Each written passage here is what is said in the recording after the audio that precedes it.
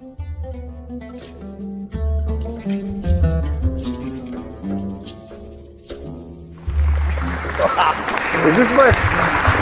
the first applause I've ever gotten. So that's weird. All right, so what I'm going to do tonight is I'm going to do an attempt to give you kind of a good overview of what has happened to Iran over the course of the last 125 years. My goal in starting that far back is to give you some background, but my emphasis is going to probably be in the last 45 years as opposed to focusing on the front end of it. So let's just jump into it because there's no point in delaying. I want to start this story firmly nested in empire. And of course, in this case, the empire I'm talking about is the British Empire, because the Brits are going to play this really crucial role in shaping what Iran looks like today. And the reason is because Britain finds itself in a really awkward position. That awkward position is the following. In the late 1800s, so at the end of the 19th century, the British come to the conclusion that oil is the new coal, and that the future is definitely going to be oil. And the problem the British have is the Dutch have just bought their oil company. The British Oil Company was actually originally an antique dealership called Shell. And the Dutch company, Royal Dutch, bought Shell and had 51% controlling interest. So at that moment then, there's essentially two mega oil companies on the planet. The reason there's only two is because the United States has been overrun by a single oil company. One oil company has taken out all the other ones, and it's Standard Oil. So by the end of the 19th century, Standard Oil owns 95% of the US oil industry, and Royal Dutch Shell dominates the rest of the world, although Standard Oil is going overseas too, so it's these two companies.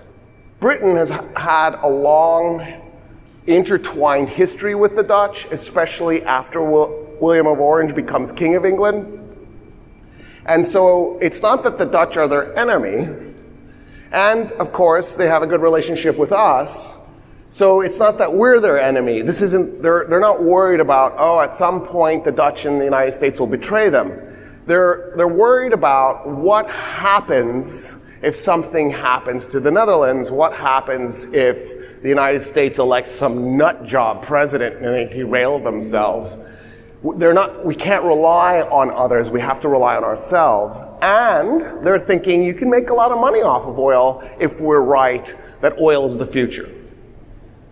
The British don't know where to start, and then somebody comes up with a genius idea. What if you just read a bunch of history? And as you're reading the history books, you'll find a reference to prior use of oil. And then once you find that reference, then you just go to that place and look for oil. Because in the end of the 19th century, the way you look for oil is you looked at the ground and then you just went for a walk. If you got really lucky, you stepped in it and it squish. There was so much oil on the planet, you could just step in it. Isn't that weird to think about? But odds are you're not going to get that lucky. What you're then looking for is black shale or black limestone. Those are really porous rocks. They'll pull the oil that's underneath into them, and they'll go black. And that means there's probably oil there. And the way you got to the oil was a shovel and a pick. And you literally dug a well like you would dig a water well. And hopefully there's a little bit of pressure and the oil is just coming to the surface on its own. So that's what the Brits need to do. The problem is, where to even start? The planet's big. They own a huge chunk of it, but it's still big. And so the history books give them the answer. 1,000 years ago, the Middle East lit its streets up at night using oil lamps, which meant that medieval Arabs had oil, which meant there was probably oil somewhere in the Middle East. So that's where they decided to start looking. In anticipation of this, the Brits decide to expand their presence in the Arabian Gulf. Now, they already had, it's also called the Persian Gulf. I'm using the Arabian Gulf in this particular case because at the time the Brits were using it that way. I'm not going to take sides in the argument about whether it's the Persian Gulf or the Arabian Gulf. Perso-Arabian Gulf? No, it won't work. That's terrible. The reason the Brits have a presence already in the Arabian Gulf is the following. The Arab states that are today the UAE, Qatar, Bahrain, and Oman had pirate fleets, and those pirate fleets were operating in the Arabian Sea, capturing British ships going back and forth between India and the British Empire. And it was driving the Brits absolutely bonkers. So in the early 19th century, the Brits either militarily engaged them or diplomatically engage them, and they make a deal to get them to stop attacking British shipping. And one of the deals the British end up naming that space the Trucial Coast because of the truce they made with those Arab pirates. And then that state, when it got its independence from the British, renamed itself the United Arab Emirates. So the Brits are already on the ground there, but they decide to expand, and the place they're thinking about ends up being Kuwait.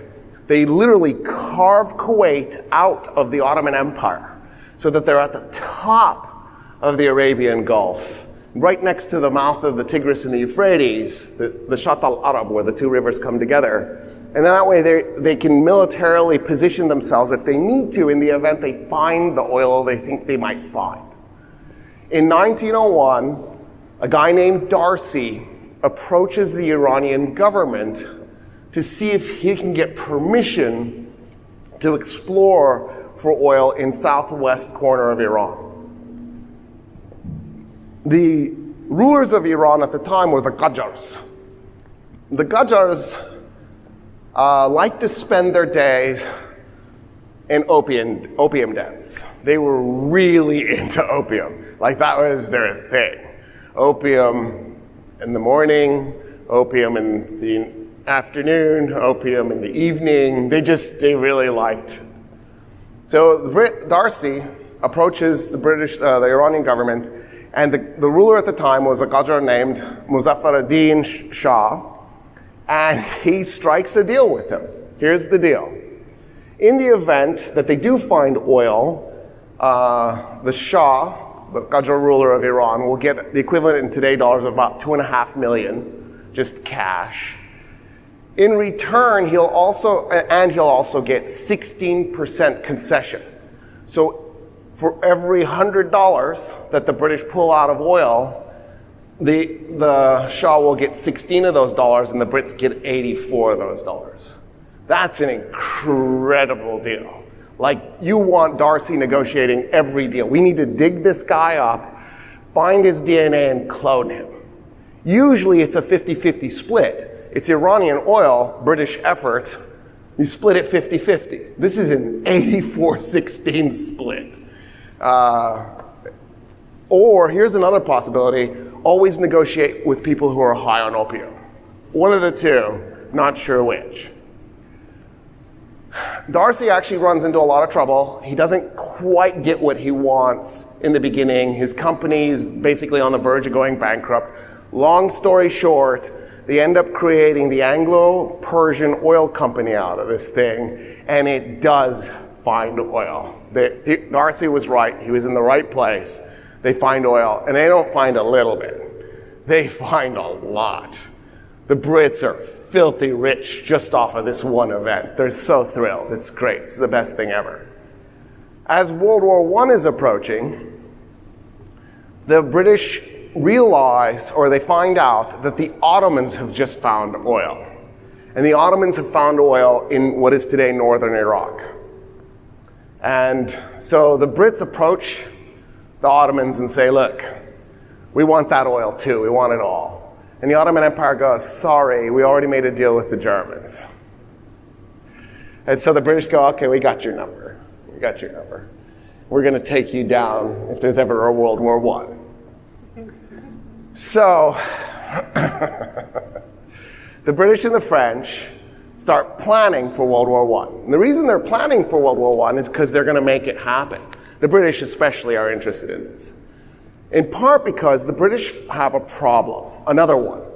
Oil was the first one, they've crossed that hurdle. But they have another problem. It's called the German Empire. This brand new state, because Germany's brand new. It was made in 1871. It's 95 years younger than the United States of America. You're young when you're a century younger than the United States of America. This brand new empire that came out of nowhere, basically, is a super industrial state making a massive navy. And the German ships are, of course, quality ships that are probably totally over-engineered. And the British ships are good, they're just not German quality. And so the British, every time the Germans build a ship, the British build 2 ships to make sure. Because the British know if the German Navy ever matches the British Navy. And so the British are stuck in this arms race with Germany. And both states are charging, they're careening towards bankruptcy. They can't keep building ships like this. They're just churning them out one at a time. Well, 2 at a time for the Brits. It's too expensive. So the Brits know something has to happen to knock Germany down a notch. And so they're sort of gearing their minds towards eventually doing that. World War I, of course, will break out. Just for the record, as it's unfolding, it unfolds for the dumbest reason on earth. Somebody gets assassinated. Like, who cares?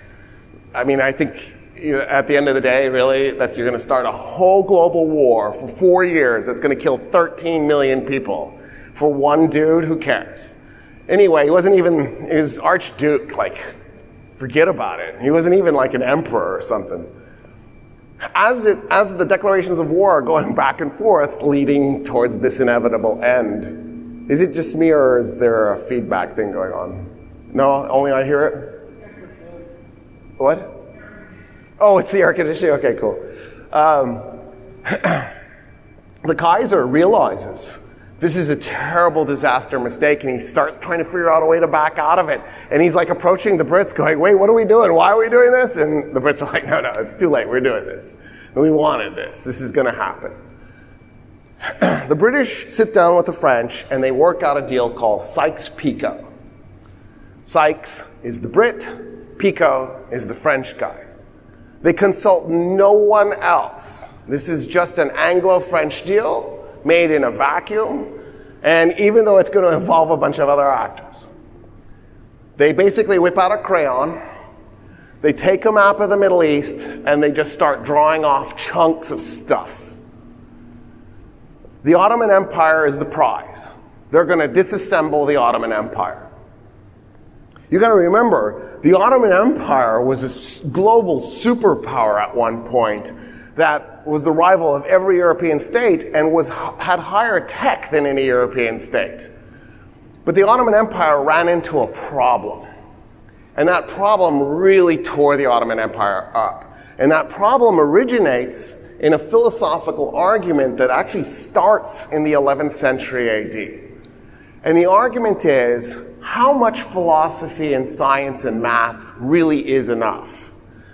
Is there a way to have too much of those things? Does it distract from the greater truths that religion affords? And the result is that the Muslim world now has a conservative movement that starts at the end of the 11th century.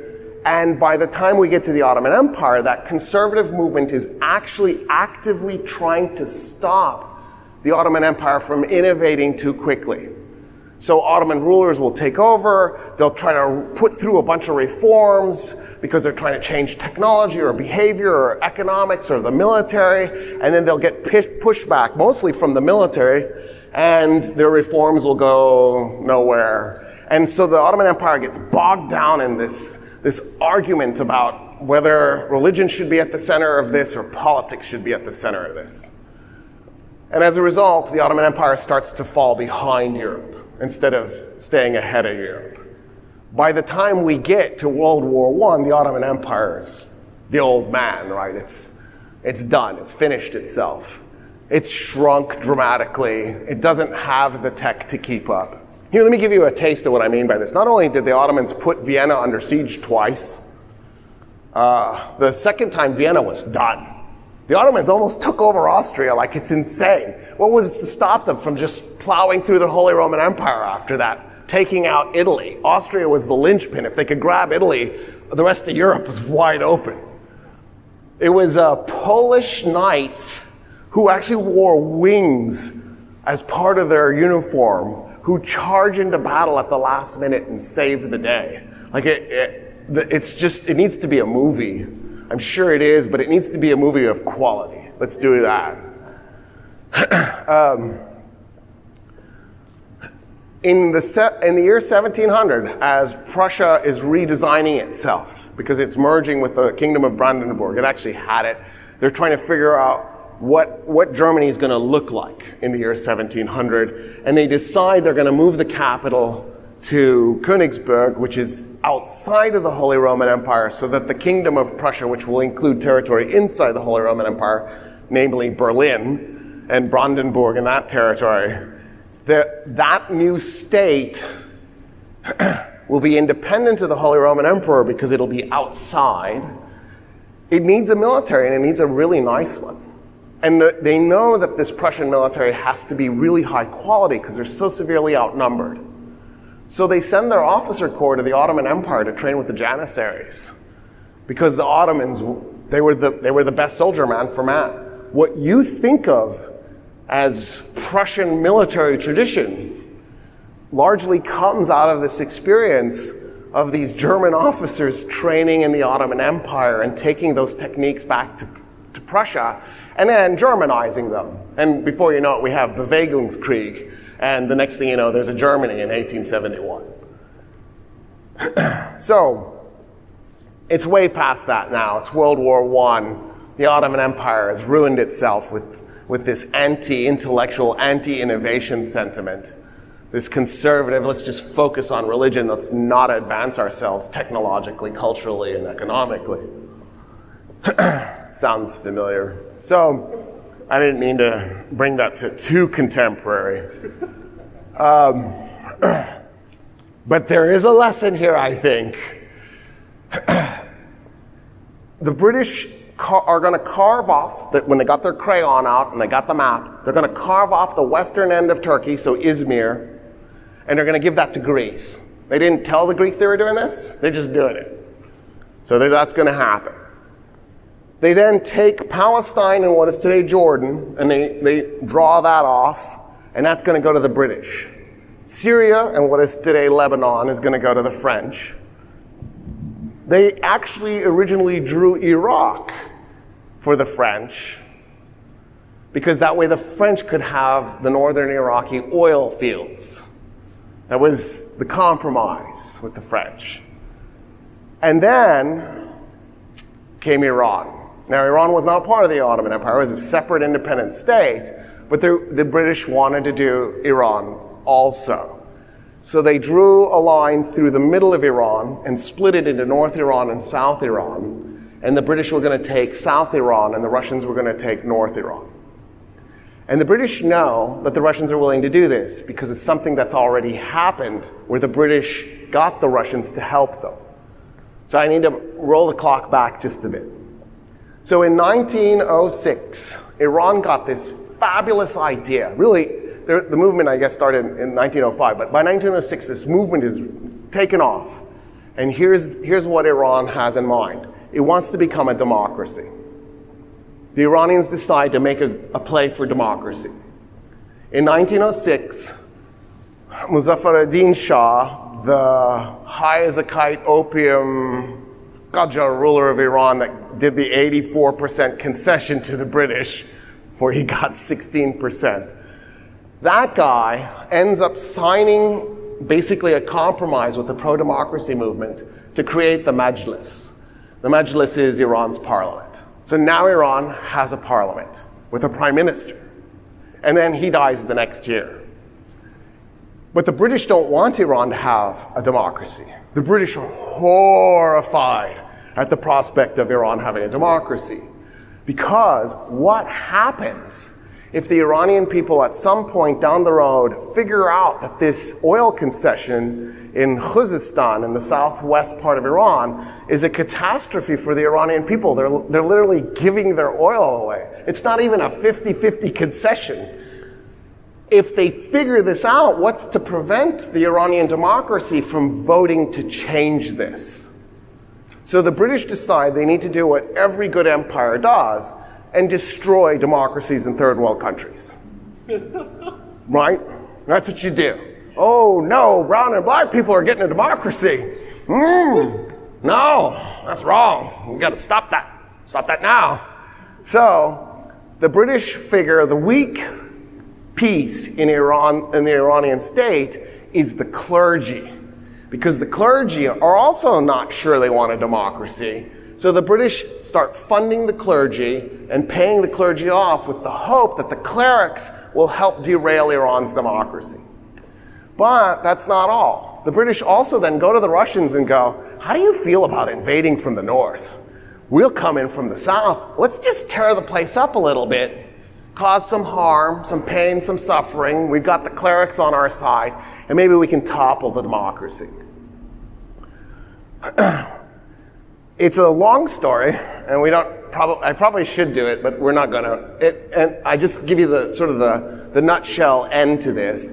By 1911, so 3 years before World War I breaks out, the dust settles on the pro-democracy movement. It took 5 years of struggle and suffering, and it mostly ends in failure. Iran does not come out of this as a democracy.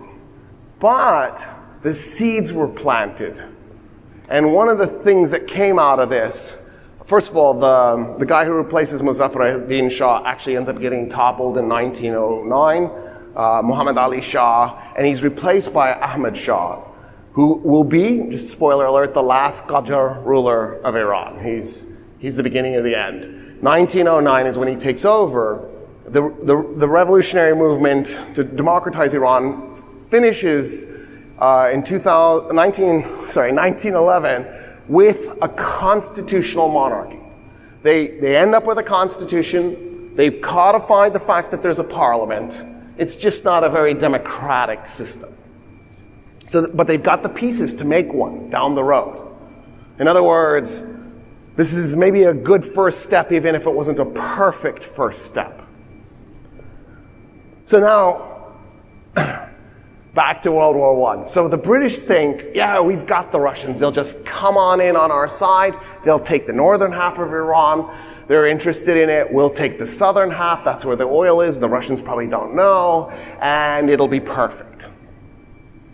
Only it isn't. Because the British weren't counting on something. And that was that Germany would defeat Russia. You know, there's always this thing, you should never attack Russia because they always somehow prevail. I mean, usually somehow prevail might be better because they did it in World War I. They surrender. Now, they get real coy about it and they keep like pretending they're not going to surrender even after they've stopped fighting the war and they quit. But they eventually do surrender. And by the way, it's not the Russian Empire anymore because they've had these 2 revolutions. It's now the Russian Soviet Federative Socialist Republic.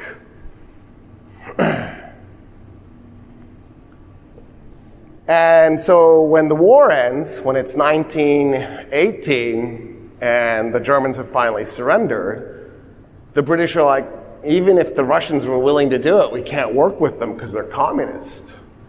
So we can't do Iran because the British didn't have the military ability to take the whole thing. And there's no way to invade half of it because the other half will fight you. You've got to do the whole thing. They needed to divide and conquer Iran.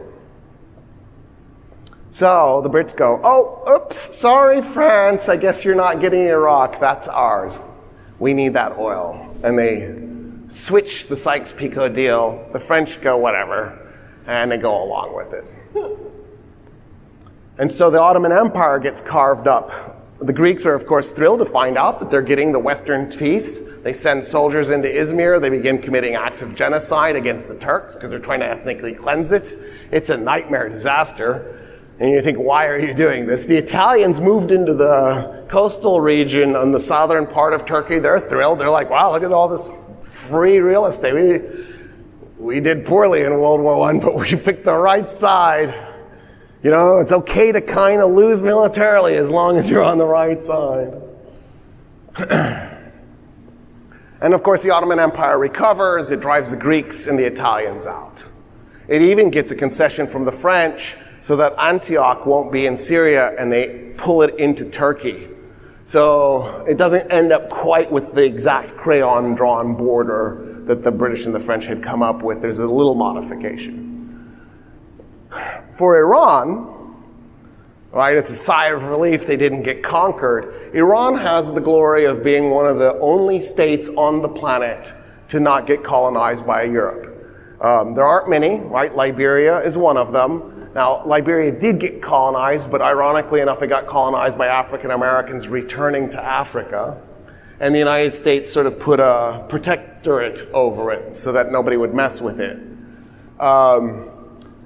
Thailand did not get conquered by a European state. Japan did not get conquered. The Ottoman Empire definitely got carved up like a Thanksgiving Day turkey, pun intended. But Turkey effectively avoided the European conquest. And then Persia.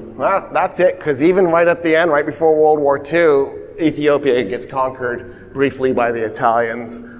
It's the second time the Italians attack Ethiopia. The first time they were destroyed by the Ethiopians. Second time the Italians attack Ethiopia. Did I say it right? I don't know. It came through, in my head it came out backwards. But so Iran survives World War I without being Sykes-Picoed. I'm pretty sure that needs to become a verb. They're unstable though. So ever since the 1906 attempt at becoming a democracy, even though it effectively all stops in 1911, it doesn't. There's this percolating instability that keeps rolling through Iran. And in fact, in 1920, there is a guy, Mirza Kuchuk Shah, who is a communist, who decides he's going to break a piece of Iran out of Iran and make the Persian Socialist Soviet Republic, the PSSR. And he does. He takes the Gilan province out of Iran, and it's sometimes called the Gilan Socialist Soviet Republic. And they rule it from June 1920 to September 1921. It doesn't go on particularly long period of time. And one of the reasons that it fails is the Russians had definitely been involved with this, right? The Soviet Union was eager to see if it couldn't maybe expand outward a little bit. The Russians decide that this isn't worth their resources. The Russians are kind of hoping that the civil war will end, because the Russians are in the middle of a civil war, and so they stop backing it.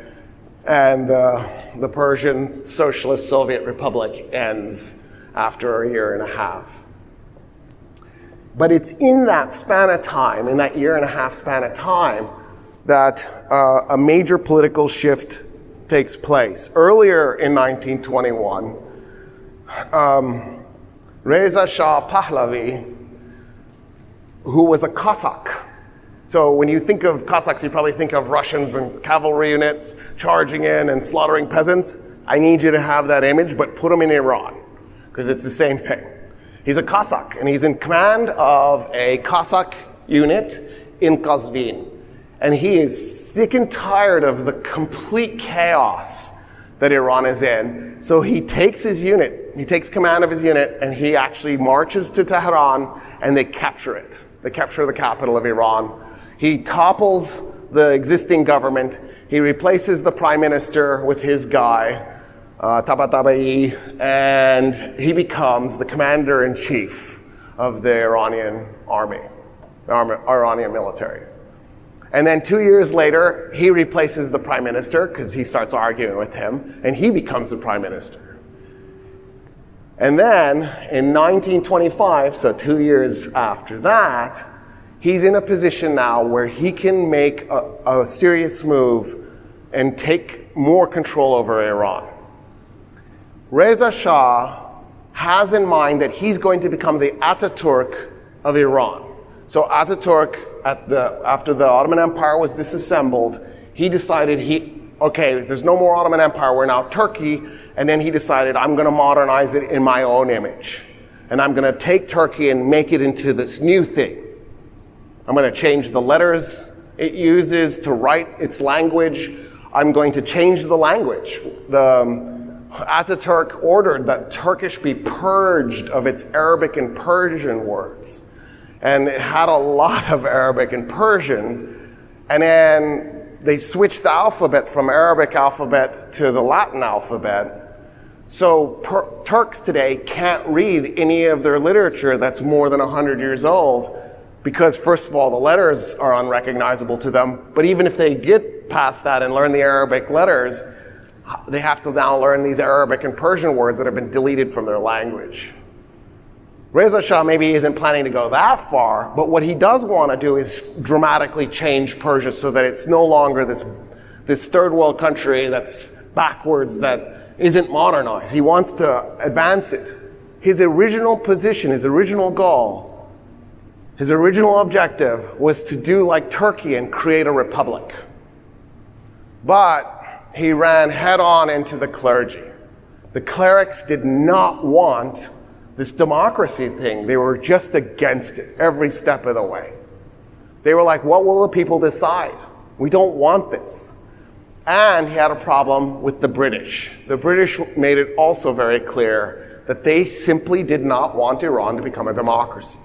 Whatever kind of republic you end up with, that was off the table.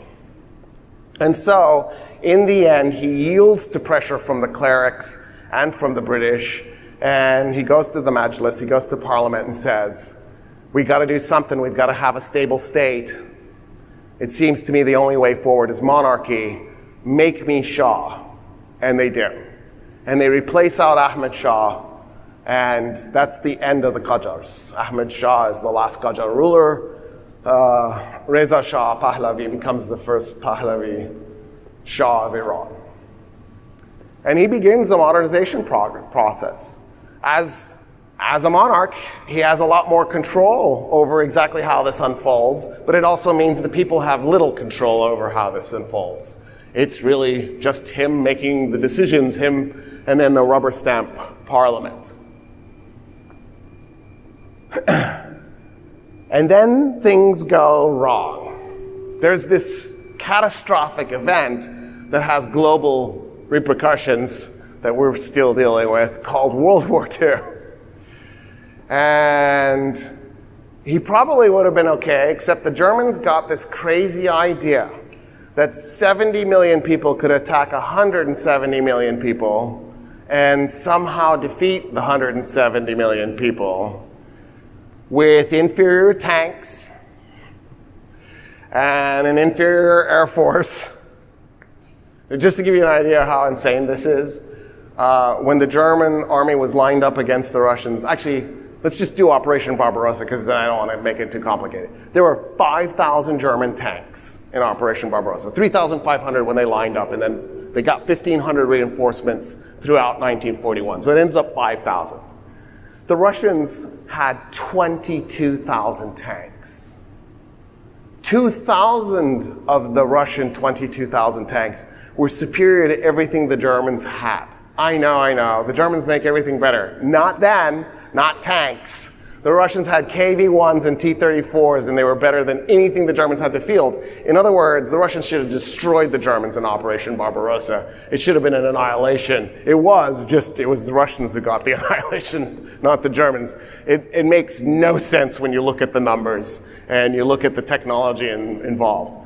But anyway, that's what happens. Well, when it happens, when the Germans attack the Soviet Union, the British and the Russians decide, well, because now Britain isn't alone anymore, right? Now they finally have somebody, because the Germans take out France, and now all of a sudden Britain's alone, and then the Germans attack Greece, and the British are like, oh my God, Greece, you could be our, not gonna, all right. Anyway, we're alone again. It was one of those tragic, almost had a friend moment. So when the Soviet Union gets attacked, Churchill's like, Stalin, best friends forever. And so they start trying to work out how the Brits can help, because the Russians are getting torn to shreds, even though they should have been totally destroying Germany. And it's getting desperate. It's bad. Of the 22,000 tanks, there are none left by 41. But the Germans still have like 3,000. It was just disaster. Russians are surrendering millions of men at a time. It's just like the Germans are like, what do we do? What do we do with them? Why did we attack this place? Germany ends up conquering an area like 5 times larger than Germany. They're like, well, this country doesn't end. We've conquered literally 10% of it. Why did we attack this thing? Anyway, so the British and the Russians decide, you know what? Isn't it a shame we didn't split Iran in half at the end of World War I? Is it really ever too late? And Stalin goes, no, of course not. And the British invade Iran from the south, and the Russians invade Iran from the north. And by September, the Iranian military just throws its guns down and runs. The modernized Reza Shah military that was supposed to defend Iran just disintegrates in front of the British and the Russian forces. They don't even put up a fight. He's freaking out. He can't believe it. Before he knows it, the British and the Russians are in Tehran. They capture him and his family, and they make a deal with him. They say, look, if you step down, you go under house arrest, we'll send you to some nice part of the empire, maybe Egypt, maybe Uganda, who knows? The Mauritius Islands looks good. Who doesn't want to go to the Mauritius?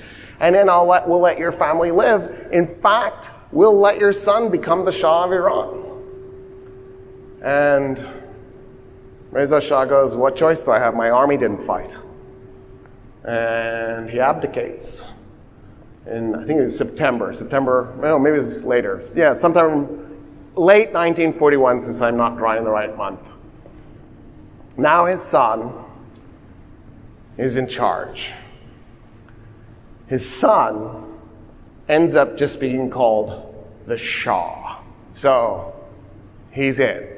The British and the Russians occupy Iran until the end of the war. And the reason they did this officially was because this was a way now the British could ensure that supplies could be delivered to Russia through Iran. Because you couldn't, like, the obvious way to go would be to go to Murmansk or Arkhangelsk in the very far north of Russia, past Finland. The problem is the Russians had Norway. The Germans had Norway. So the Germans could fly aircraft from Norway and try to sink British shipping going across that way. So it was dangerous. The British were doing it, it's just they were going to take losses doing it. So the way to go without taking losses was to go all the way, well, they wanted to go through the Mediterranean, but there were those obnoxious Italians trying to mess with them. So they'd have to go all the way around Africa and then through Iran and into Russia that way. That's why they did it. And then, of course, once the United States enters the war, we also send some supplies that way as well. So the war ends, the British withdraw, the Russians mostly withdraw, but they stop in Azerbaijan. The reason they stopped in Azerbaijan was, before the Qajars, there was the Safavids. The Safavids, the rulers of Iran, conquered the Caucasus Mountains. They didn't quite finish the job. They missed the westernmost 10% of it. The Ottoman Empire grabbed that. But they had about 90% of the Caucasus Mountains.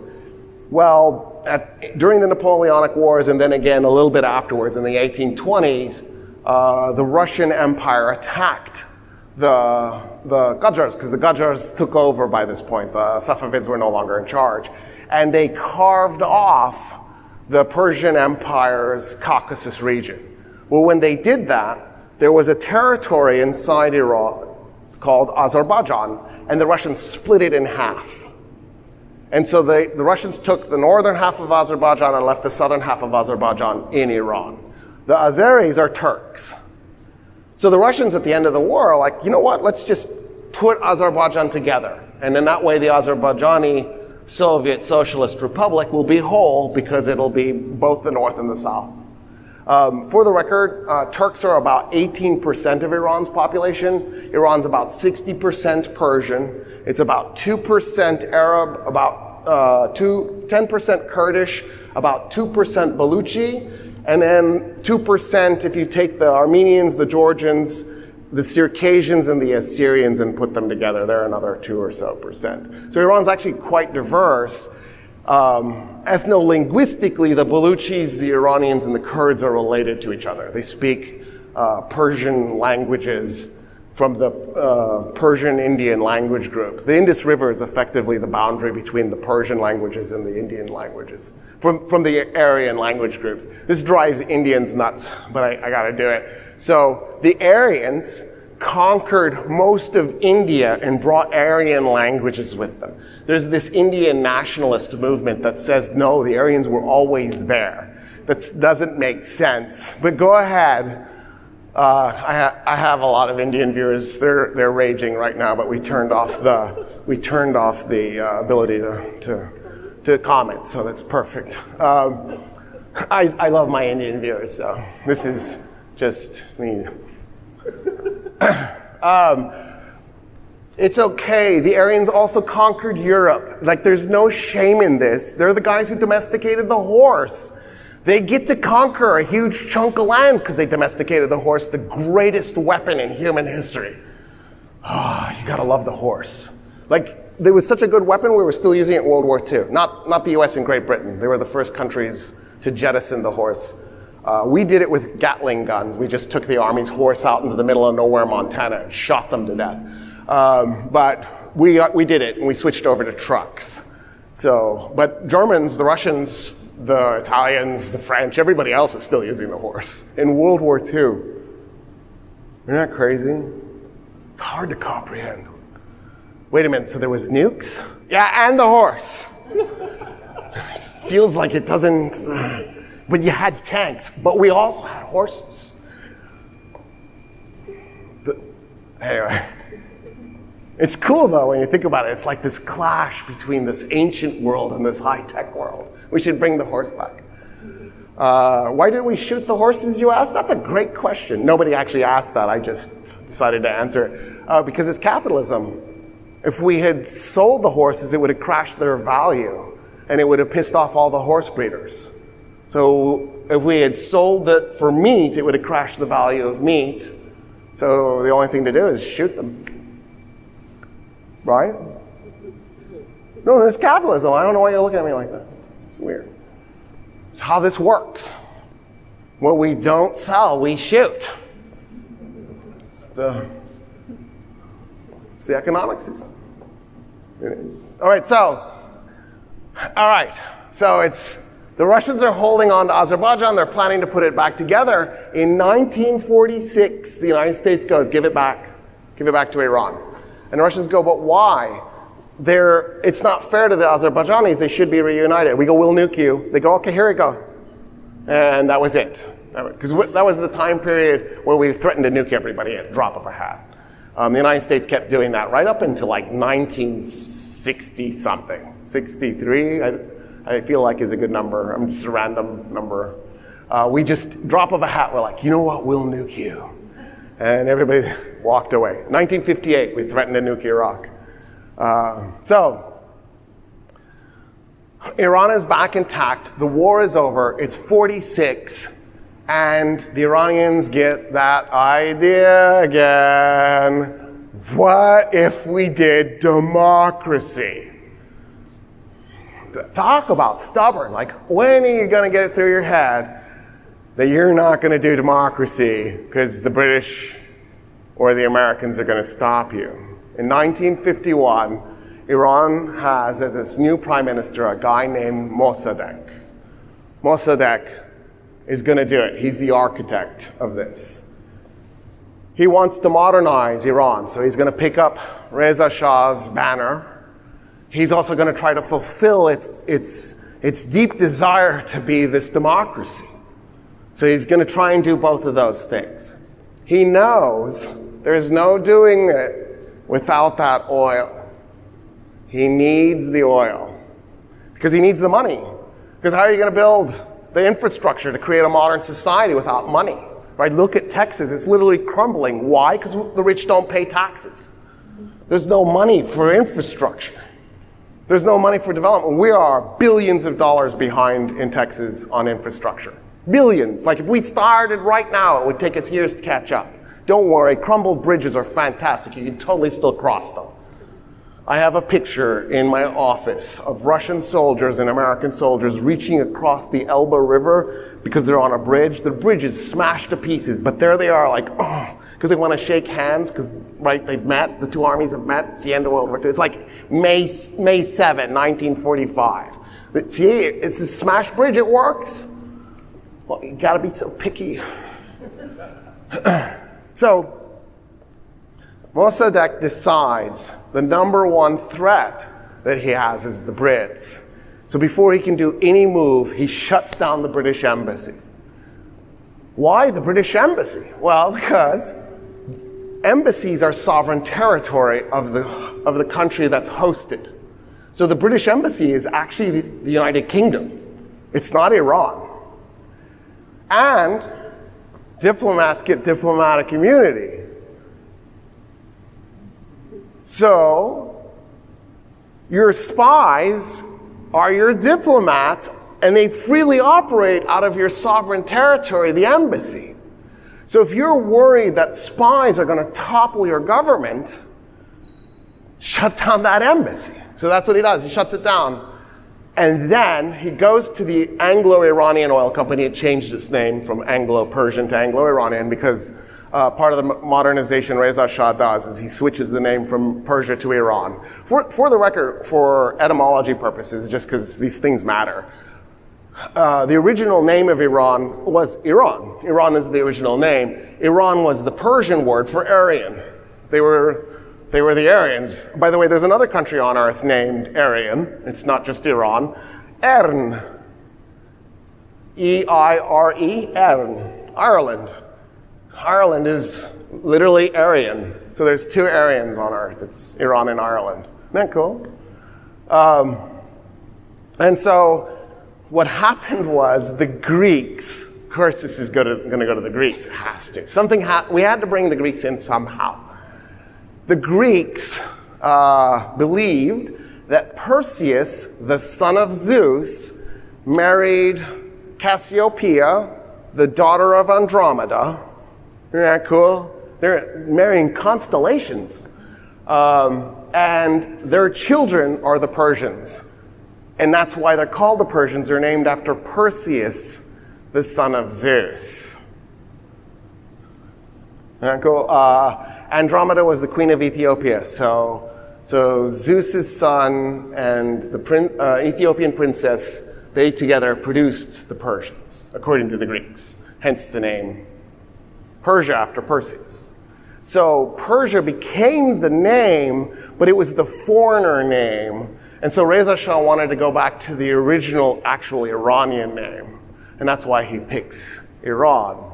It's an attempt to sort of get out of that. So there's this dialogue in when we talk about Iran, like, should I say Persia or Iran? Should I say Iranian? Like, so generally when we say Persian, we mean the people who speak Persian, which is the language. It used to be Farsi, but Farsi was the Arabic attempt to pronounce Persian because there's no pa in Arabic. They just made it a fa. So the Persians now have said, no, we have pa. And so they brought the pa back. And so now it's Persia again, and it's the Persian language. So stop saying Farsi. That's past. It makes you look old. Unless you're young, and then say it so that you sound sophisticated. So usually when we talk about Iran, we mean the country, and then the Persians are the Persian language speakers. So then you will hear Kurds from Iran or Baluchis from Iran say very loudly, we are Iranian. But they're not saying very loudly, we are Persian. And so that's sort of how this has evolved, but there's nothing solid about any of this.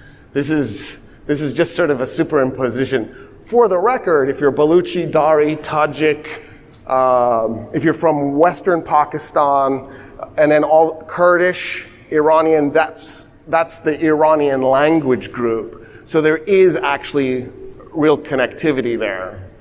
In any case, Mossadegh shuts down the British embassy, kicks the Brits out, and then grabs hold of the Anglo-Iranian Oil Company and renames it the National Iranian Oil Company and terminates the concession. It's not 50-50, it's 0-100 now. And so it's not 84-16, it's 0-100. And his justification is, it's Iranian oil, Iranians know how to extract it, we don't need the Brits. Why are the Brits here? Why are they doing this? What benefit does Iran get from this? None. Out. Now we're going to use this money to modernize. The Brits can't overthrow him because the embassy's closed. So the Brits actually go to President Truman and they go, the American embassy is still open. What do you say? And Truman goes, oh, no. The United States doesn't overthrow democracies. So that's a bold-faced lie. And Harry S. Truman knew it was because we had literally just overthrown the brand new Syrian democracy. It was 3 years old in 1949. It's one of the CIA's first ever operations. A guy named Miles Copeland, the musician, his son became the drummer for the Police.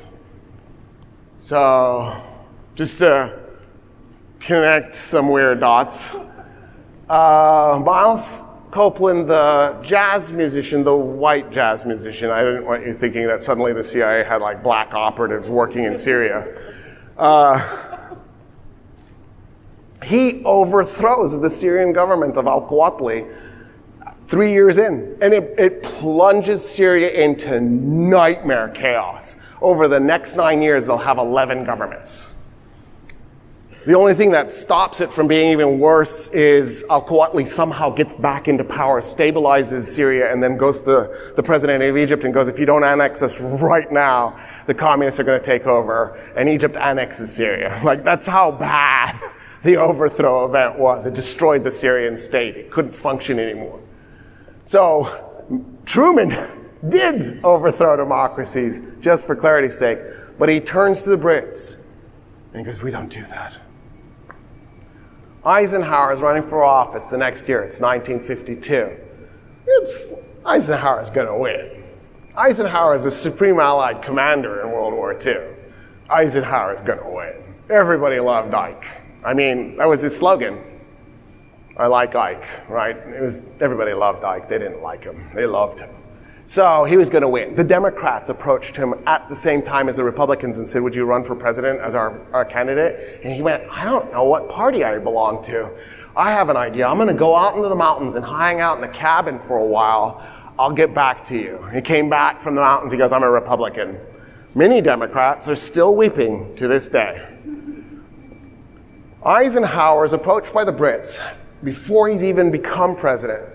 And the Brits go, so we have a problem in Iran. We just lost our oil.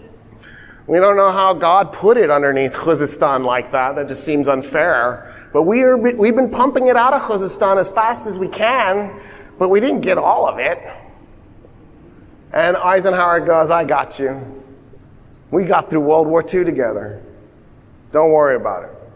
He becomes president in 1953. He orders the CIA to take out Iran's second attempt at democracy. Isn't that cool? That CIA operative is Kermit Roosevelt, as in the grandson of Theodore, as in the grandson of the former president. Now, Kermit Roosevelt comes up with a brilliant idea. All he has to do is take bags of CIA money. And he can just walk up. By the way, they tried to do this in Egypt already. No, was it later that? It was right around 53 they tried to do this in Egypt. I don't remember. A year before, a year after, they literally walked up to the president, Mohammed Najib. Egypt had just had a revolution in 52 and got rid of its monarchy. And the CIA went with bags of money into Mohammed Najib's office. Gamal Abdel Nasser, who was a colonel, who wasn't the president of Egypt, followed the CIA operatives in, pulled the bags of money out of the brand new president's office, and built a tower in the shape of a lotus with a revolving restaurant on the top on an island in the middle of the Nile with that CIA money. Isn't that cool? And as a result, prevented the CIA from effectively bribing the president of Egypt. Anyway, so that's Kermit Roosevelt's idea. He's not going to bribe Mossadegh. There's no bribing him. Mossadegh is clearly a believer. He's dedicated to his cause. What Kermit's going to do is he's going to bribe members of the military. He gets them on board to do a coup d'etat. It's like 3 a.m. There's a knock at Mossadegh's door. The prime minister opens the door, and there's an officer standing there. He goes, "Prime Minister Mossadegh, you are under arrest." And Mossadegh goes, "No, you are." And all of a sudden, a bunch of soldiers come out of the bushes that were hidden in Mossadegh's front lawn, and they mass arrest the coup conspirators. Kermit Roosevelt was just like a block away watching the operation. He sees what's happening. He's running down the streets of Tehran like the Bionic Man trying to get away, and he escapes into the shadows. Eisenhower finds out what's happened. He orders Kermit Roosevelt to back down. Roosevelt goes, "You sent me here to overthrow this democracy. By God, I'm going to overthrow it." And so he meets with Norman Schwarzkopf Sr., not the guy, the general, his dad. Isn't this cool? All you have to do in the United States is just memorize a few names, and then they just repeat over the generations, like in a hereditary nobility system.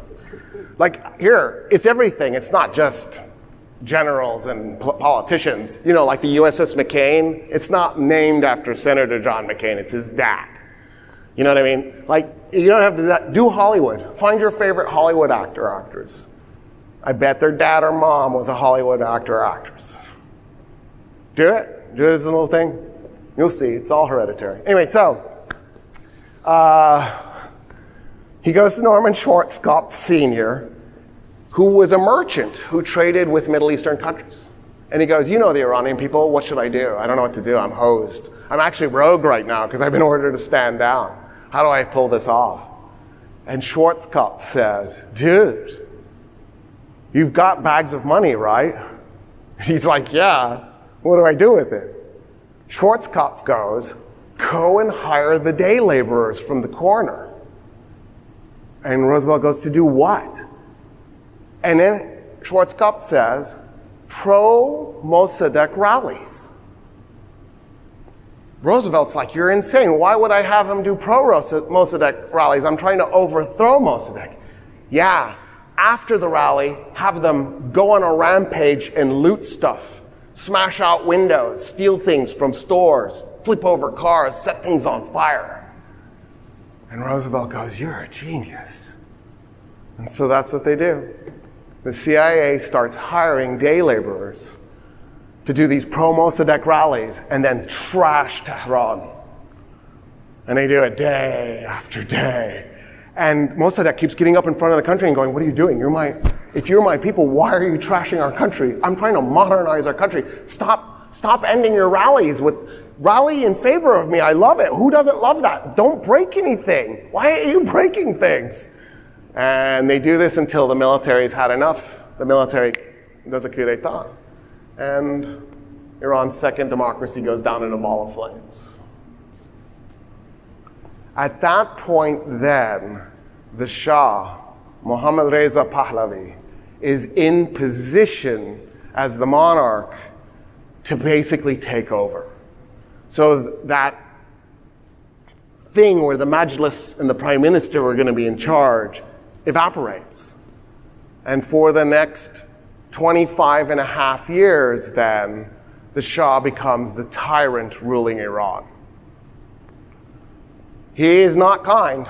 You do not want to defy him. He does not accept opposition forces. You will go to prison. You will be tortured. He is cruel. He's a tyrant. He does try to modernize Iran, and he does do some interesting attempts. Like, it's not all bad. Like, there's the White Revolution. Oh, wait, was that all bad? Anyway, the White Revolution definitely had problems. But there were definitely parts of what the Shah does that were good. They did help modernize Iran. He modernizes the military. But in the process, Iran pays a really interesting price. And the price is complicated because Turkey paid the same price. I just told you they lose their literature, for example. There's a cultural erosion that's taking place because as the modernization takes place, and they do things like the white revolution. Why'd you pick white as the color? There becomes this thing that Iranians get wrapped up into of aspiring to whiteness. So to the point where Iranians go, I'm Aryan. I'm not Arab. I'm Aryan. I'm Persian. And there is this separation, because they're not Arab. They speak a different language. They were never conquered like Egypt was by the Arabs. Egypt wasn't Arab either, but the Arabs totally conquered Egypt. So it was like, what? 3% of the population speaks Nubian, and maybe 2% of the population speaks Coptic. The rest of Egypt speaks Arabic. They're Arab. It's over. Right? But in the case of Persia, they never lost their language. And their cultural identity marker was never destroyed. So that's there. But the problem is now that they're in this aspiring to whiteness thing, which drives this new nationalist thing. And it results in a really weird mix of cultural adaptation. So for example, the Shah keeps looking to the past. His hero is Cyrus the Great, Kurosh. By the way, my hero is Cyrus the Great too. Kurosh was simply one of the greatest human beings to ever walk the planet Earth. He issued the world's first ever Bill of Rights. Right? I mean, that's really cool. In the 6th century BC. So almost 26 centuries ago, almost 2,600 years ago, he issued the world's first Bill of Rights. He translated it into every language of the empire. We actually have the text. So I don't think we have a complete version, but we have a mostly complete version. If you ever go to the UN building, there's a text. I think it's in 4 languages over the front door. That's it. That's Cyrus the Great's Bill of Rights. It's on the UN building. The Persians are right to look to Cyrus the Great, the guy who created the Persian Empire, and go, wow, that guy. By the way, his empire was expressly one of diversity. He intentionally told all the conquered nations that were part of the empire, you're not only full members and partners of the empire, we want you to speak your own language and have your own religion and be different. He actually said diversity makes us stronger. Can you imagine? So weird. Crush them like the Romans did. Or the Brits tried to do. Anyway, so there's this reminiscing of the past that goes on. And that past is largely pre-Islamic, but not exclusively pre-Islamic, because there are these features of Iranian culture, like Rumi, that you don't ever mess with, that'll always be a core piece of Iranian culture. But part of this going to the past thing also included having like these really amazing spectacles at places like Takht-i-Jamshid. So the Alexander the Great didn't know it existed. It was one of the capitals of Iran, but it was a secret capital of Iran. And so when he found it, he destroyed it, of course. That's what you should do when you discover there's a city you didn't know about. Just wipe it out. Anyway, he destroyed it, but he also called it Persepolis, as in the city of Perseus. Because, right, the Persians are the descendants of Perseus. So, of course, it's Persepolis. So if you look it up in English, you probably know it as Persepolis or Persepolis, if you want to pronounce it that way. But the Persians call it Takht-i-Jamshid. By the way, just for the record, I've been there. It is definitely worth the trip. It is a fantastic ruin. The Shah does this gigantic thing, spending millions of dollars to basically have a big pageant fest there, because he's trying to bring back the glory that was. And some of that doesn't click with the public. They're trying to figure out, I'm in poverty and you're spending all this money in pageantry. Well, why aren't you spending this money developing the economy, developing our infrastructure, educating our kids? And so there's a little bit of disconnect going on. But also, there's a cultural problem because Iran becomes known as Little America. Because so we do the coup for the Brits, only we don't really do the coup for the Brits. Because Eisenhower had as one of his goals the destruction of the French and British empires. Eisenhower intended to destroy the British and French empires and then replace them both. It's why we do the Vietnam War. That's our attempt to replace the French Empire in Southeast Asia. Isn't that cool? So after we do the coup in Iran, the Brits are like, oh, thank you. And Eisenhower's like, no, dude, that's ours now. That's how that works. We did the coup. The Brits still have a role to play, but they're going to be second fiddle, right? This is our thing now. And so before you know it, Iran is known as Little America. It also gets the nickname the shopping mall of the Middle East, right? Because if you think of the quintessential thing that makes America, America, it's shopping malls. And so, boom, there it is. The shopping mall in the Middle East. The most common surgery done in Iran is nose surgery. I don't think that's changed. I think that's still the case. When I was there in 2002, I swear 1 out of every 10 women walking down the street had a splint over her nose. And then, of course, bleach was the most common sold chemical in Iran because everybody now wanted to be blonde. And my favorite album cover ever is Gagoosh with cowboy hat and pistols. Gagoosh, of course, being one of my favorite Iranian pop singers because she is truly amazing. This isn't an attack on Gagoosh at all, I swear. It's just, there's this strange thing happening. And some of it is flattering. For example, we sell Iran F-14s. Only 2 countries on the planet ever had the best airplane ever made. It's no longer in commission, which breaks my heart, but the recent Top Gun movie solved that problem for me, which is the only reason I could enjoy it. The F-14 is truly a splendid piece of machinery, and Iran and the United States are the 2 states that had it. Isn't that crazy? Remember Iran-Contra? You probably don't, you're too young. The spare parts that Oliver North was selling Iran, some of those were F-14 spare parts. I'm going to talk about Iran-Contra. But it's just too fun to think about.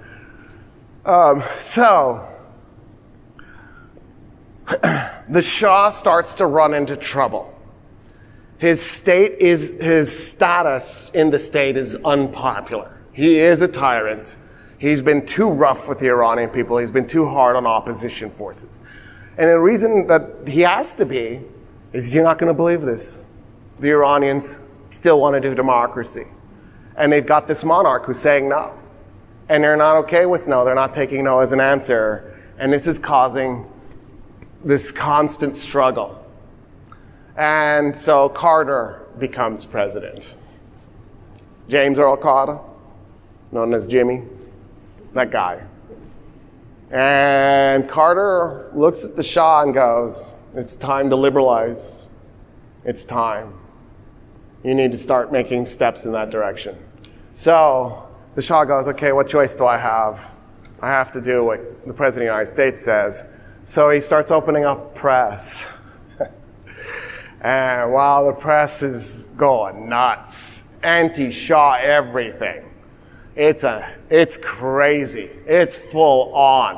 It's like 1978 and every newspaper is trashing the Shah. The Shah gets sick because he gets cancer. He needs treatment. He leaves Iran to go get treatment and a revolution breaks out.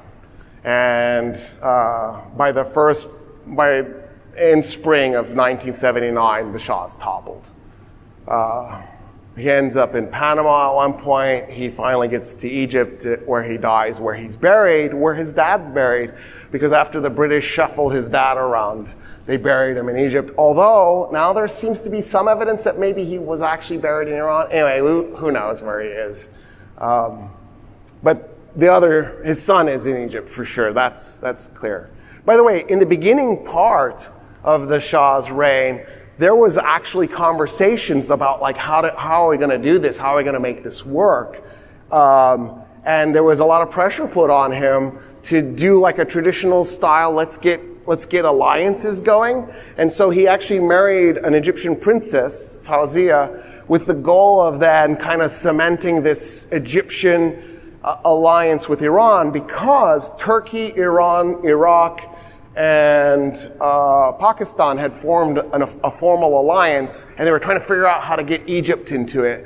And the goal behind the alliance was to create an Islamic bloc so that if European states went into colonialism mode again in the future, that at least the Muslim states would have a means to push back and have resistance. And so he marries Fawzia, but it's a disaster marriage, and they end up divorced, so it didn't work. Anyway, so the Shah has this interesting connection to Egypt. In any case, the Shah goes down, and there's this really interesting moment where Iran could go one of two ways. It could go communist or socialist, because the communists and socialists were working together at that point, or it could go Islamist. It could create the Islamic Republic. Those were the two directions it could go. And we knew what would happen if it went communist. It'd become a Soviet ally. So we didn't want that. We knew no matter what happened, we were losing Iran, because we had played too heavy of a role in the Shah's heavy-handedness. We were too involved. There was no way our friendship was going to survive this. And then, of course, there's this pendulum swing thing that people do. So all of a sudden, everybody wants to look like they have a European nose with blonde hair, and now all of a sudden, everybody's rejecting that. And in that moment, there is a lot of anti-US sentiment because we played such a nasty role, including overthrowing their democracy in 1953 and sticking them with the tyrant to begin with. And so a lot of the rhetoric coming out of the revolution is fiercely anti-American. So we know we've lost Iran, but we don't want Iran to become a Soviet ally. So the best thing to do then is to push Iran into the Islamist direction. And we weaponized the Ayatollah Khomeini, who, of course, had a tour of duty in Iraq and a tour of duty in France, and the next thing you know, he's now in Iran. And he was a truly charismatic character. He was a believer. He probably meant to make the world heaven on earth. But he's so charismatic, he'll make the decision between the left and the right. And Iran will go Islamist. In the chaos of Iran going Islamist, the left, the socialists and the communists, had been working with the Islamists, thinking, an enemy of an enemy is a friend, and on the other end of the revolution, we'll figure it out. Well, it got figured out, and the left got massacred. It was a slaughter. Leftists are fleeing in every direction they can to get out of the country because they're hosed. The Islamists also massacre the military. The officer corps, not the enlisted. The generals, the admirals are wiped out. Some of the Air Force generals escape by plane. The Army guys are hosed because they're just sitting there on the ground. The admirals are decapitated. Some of the Air Force generals get killed as well. It's a disaster because they're now creating a new state. And this new state is going to be the Islamic Republic. They're going to impose Shia-style Islam through a theocracy on the Iranian people. But in that moment of the revolution, the Iranian people actually experience this incredible moment of freedom. Because in that moment of the revolution, there really isn't a state apparatus. So it's sort of like this anarchist dream where the state hasn't established itself, the new state. It's thinking about what rules to impose, but even if it imposed them, it wouldn't have the force to do it because it doesn't have anything to do it with. It still has to create its police force and its laws, right? Its new constitution. And in that moment, there's this incredible freedom that will abruptly end as soon as the state has established itself.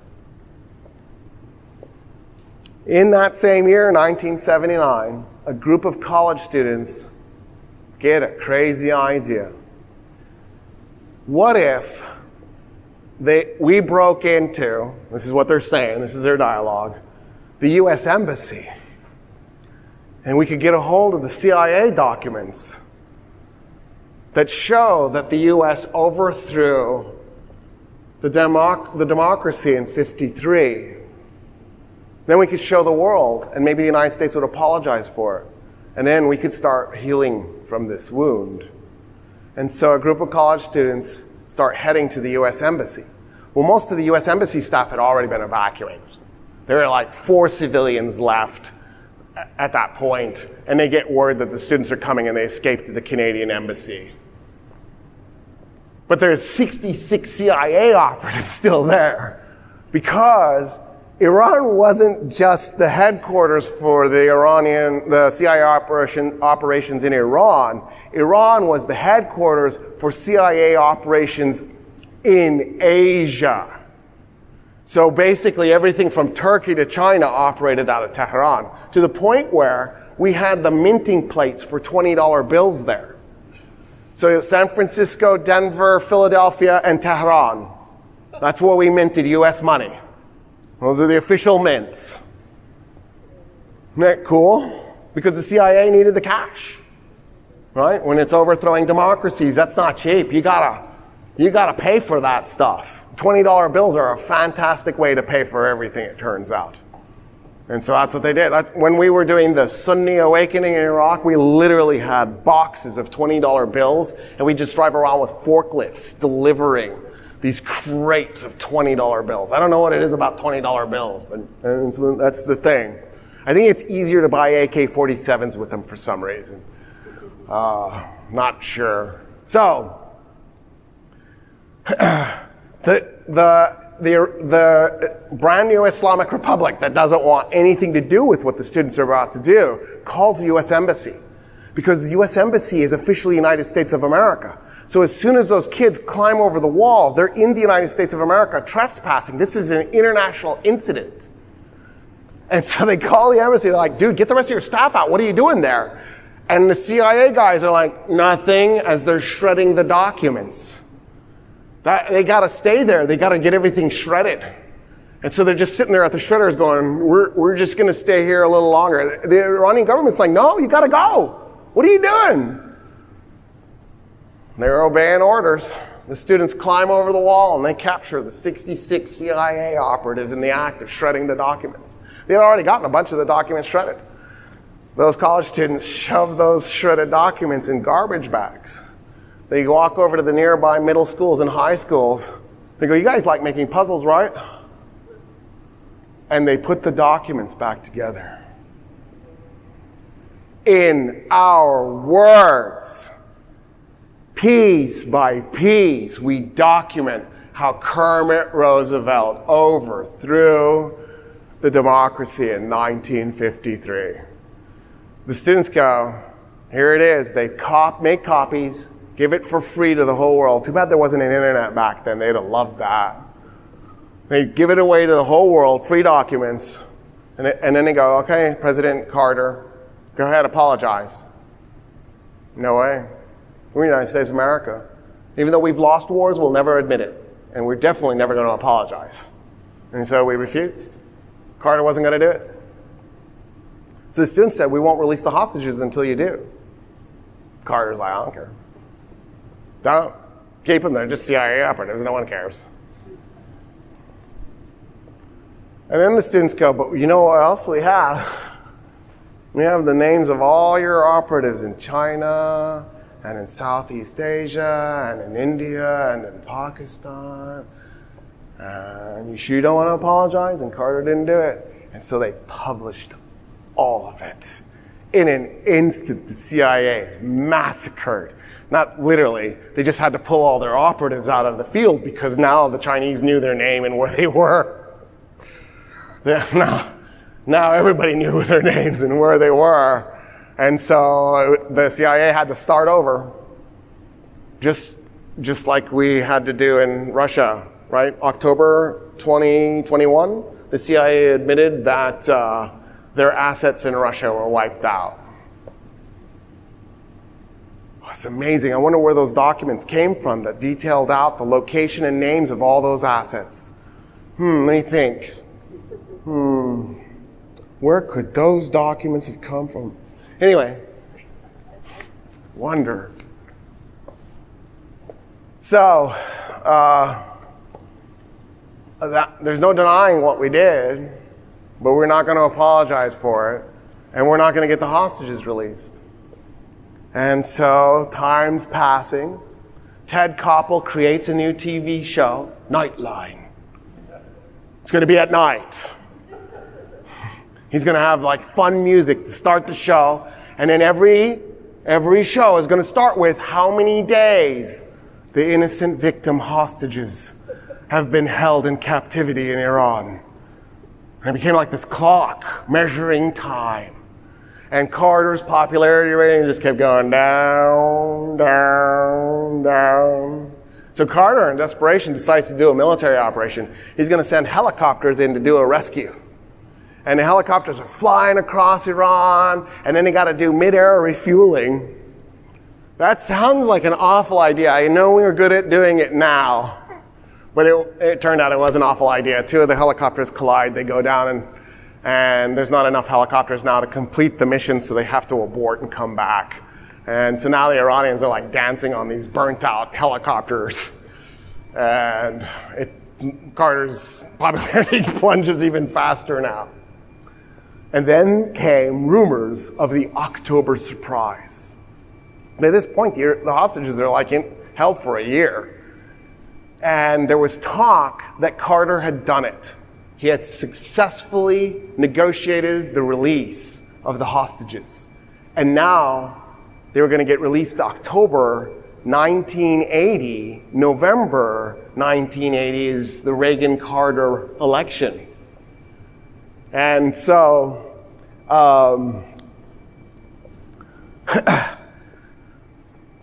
Reagan is panicking because if the hostages get released before the election, Carter's popularity will bounce right back and he'll probably win the election.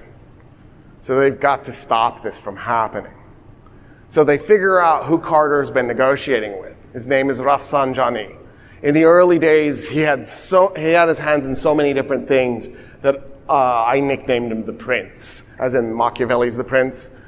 He was prime minister at one point. He was never president. There is no prime minister of Iran. They dissolved that position. So, but he did get into a powerful position. He never got to the top, but didn't matter. He was very powerful. And so the Reagan campaign. Now, so for the record, this is not 100% proven. It's just mostly proven. There's like 15 witnesses and multiple court documents because a lot of the material that is evidence for this actually ended up in courtrooms, and judges actually even said, yes, some of this definitely did happen. And by the time you're done with the evidence, it's probably true.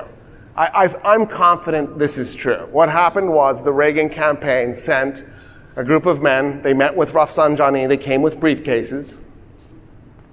They put the briefcases on a desk, and they said, we'd like for you to hold the hostages at least until after the election.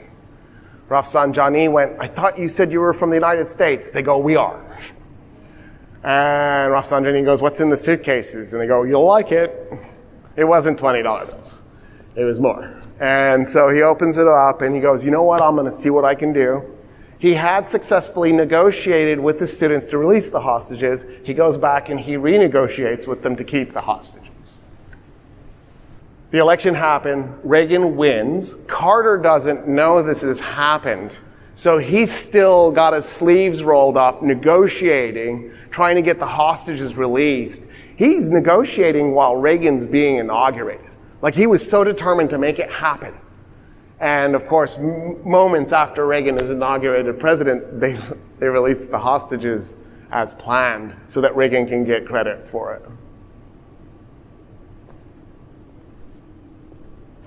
Isn't that cool?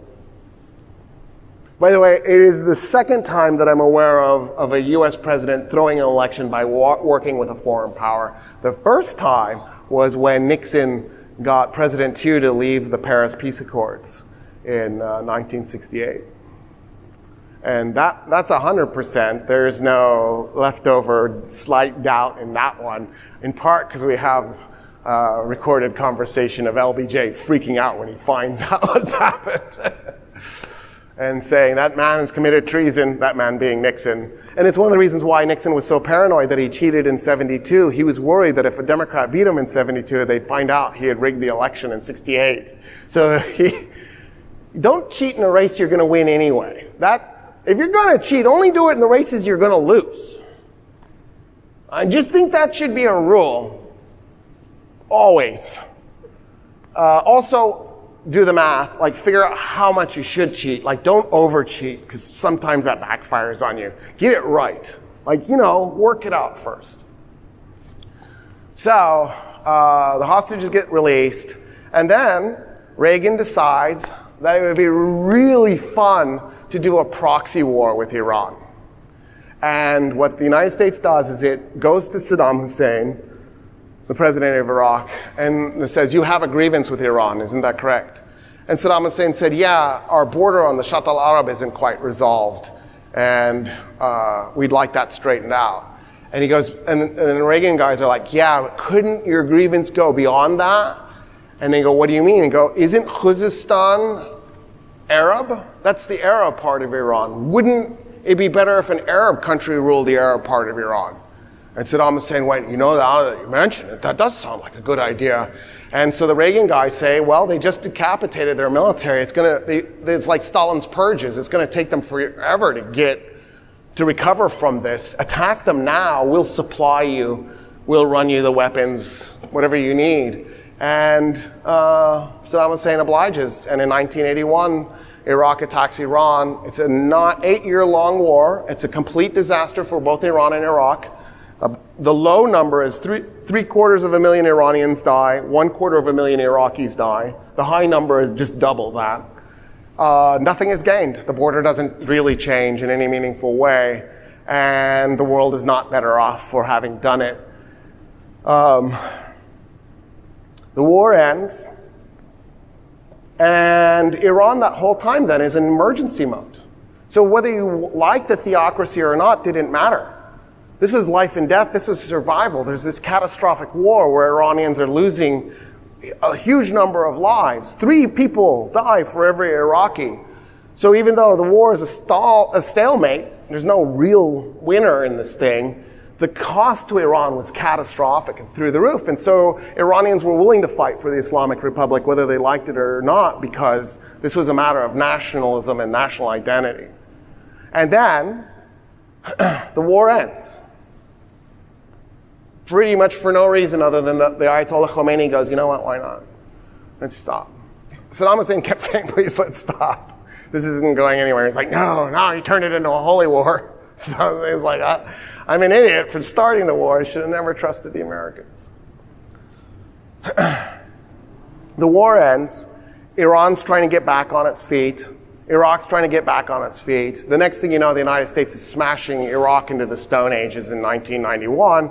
And Iran's looking at it going, wow, weren't they friends just now? And obviously in the meantime, there was the whole Iran-Contra thing. What the United States did was it told the world, look, to get the Iran-Iraq war to stop, please nobody sell weapons to either side. In the meantime, we're selling Iraq just crazy amounts of weapons. And the French too, just for the record. I think even the Swedes sold them Viggens. So I think even they were like, everybody's like, yes. Nothing to either Iran or Iraq as they're sending the weapons to Iraq.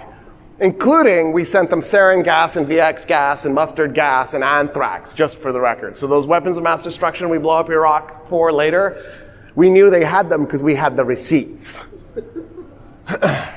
So So we actually had the serial numbers of every rocket we sent them. That's how the UN weapons inspectors knew what to look for. They literally had the serial. That's what Scott Ritter's whole job while he was UN inspector in Iraq was. He was just looking for the serial numbers. That's all. Isn't that cool? Keep serial numbers on the weapons that you send to other countries that you think are probably violating international law. I think that's just always a good idea. The reason we did Iran-Contra, I'll do the nutshell version, was Iran desperately needed spare parts. Its entire military was US. They even had an F-14 Tomcat. They're like, what are we supposed to do? We don't have any spare parts. And so Reagan wanted to fight a terrorist war in Nicaragua. He wanted to fund the Contradoras to attack the Sandinista government. So he needed funding for it because when he went to Congress, Congress said, no, that's terrible. Let's not do that. So Reagan decided, the Constitution doesn't say I have to listen to Congress. Oh yeah, it probably does, but I haven't read it, so I don't know. And so he decides to fund them anyway. Where are you going to get the money from? Well, Oliver North comes up with the plan. Sell the Iranians the spare parts at 4 times the market value, take that money, and then launder the money.